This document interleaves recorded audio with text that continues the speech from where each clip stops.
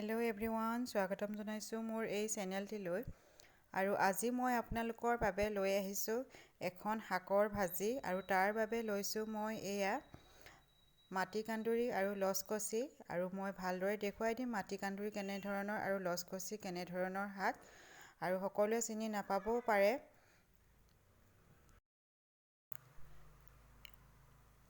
এয়া হৈছে লচকচি শাক, আৰু লচকচি শাকজোপা প্ৰায় জলকীয়া গছৰ সৈতে একেই, কিন্তু ইয়াৰ পাত আৰু ডালবিলাক জলকীয়া গছতকৈ কোমল আৰু লেহুকা হয়। আৰু এয়া হৈছে মাটিকান্দুৰী মাটিত অলপ দীঘল দীঘলকৈ বগাই যায়, কিন্তু লতাৰ দৰে নহয়, এনেদৰে বগাই দীঘল দীঘলকৈ থাকে মাটিত। আৰু শাকখিনি মই ভালদৰে ধুই ল'লোঁ কটাৰ আগতে। এয়া মই শাকখিনি মিহিকৈ কাটি ল'লোঁ, আৰু লগতে লৈছোঁ এটা সৰু আলু কাটি লৈছোঁ।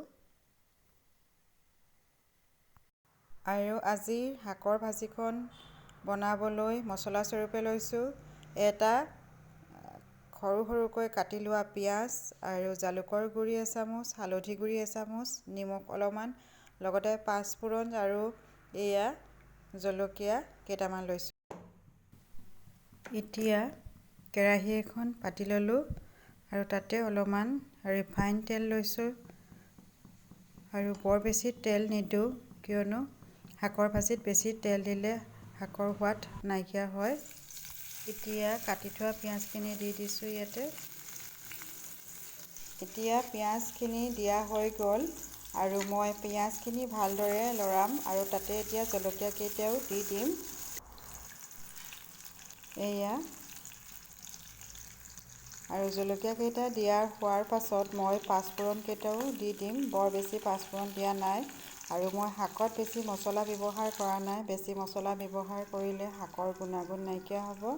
আৰু এয়া মই হালধি গুড়ি অলপ দি দিছোঁ, আৰু ভালদৰে লৰাই এতিয়া ইয়াতে আলুখিনি মই দি দিম প্ৰথমে।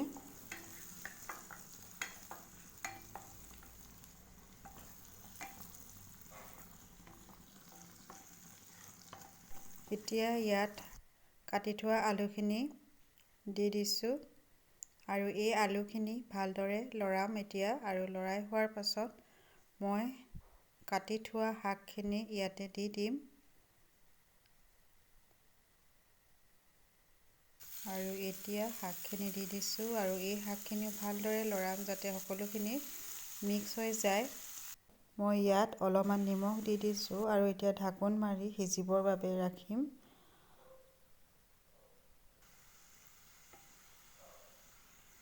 আৰু এতিয়া এয়া অলপ দেৰি সিজাৰ পাছত এনেধৰণৰ হৈছেগৈ। শাকবোৰ ভালদৰে সিজিছে, কিন্তু আলুবোৰ ভালদৰে সিজা নাই। পুনৰ মই ঢাক মাৰি থ'ম।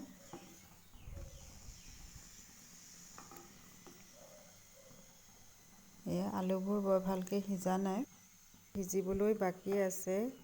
অলপ দেৰি পাছত পুনৰ লৰাই আলুখিনি সিজিলে নাই চালোঁ, আৰু আলু সিজাৰ পাছত এতিয়া ইয়াত জালুকৰ গুড়িখিনি ছটিয়াই ভালদৰে লৰাই গেছটো অফ কৰি থ'ম। আৰু গৰমে গৰমে এই শাকৰ ভাজি খুবেই সোৱাদযুক্ত হয় ভাতৰ লগত নতুবা ৰুটিৰ লগত খাবলৈ, আৰু স্বাস্থ্যৰ কাৰণেও উপযোগী। আৰু এয়া আমাৰ ৰেডি হৈ গ'ল আজিৰ মাটিকান্দুৰী আৰু লচকচিৰ ভাজিকণ। আৰু ভিডিঅ'টো চাই কেনে পালে কমেণ্ট কৰিব, লগতে ছাবস্ক্ৰাইব কৰিব, লাইক কৰিব। আৰু ইমানতে সামৰণি মাৰিলোঁ ভিডিঅ'টো। ধন্যবাদ।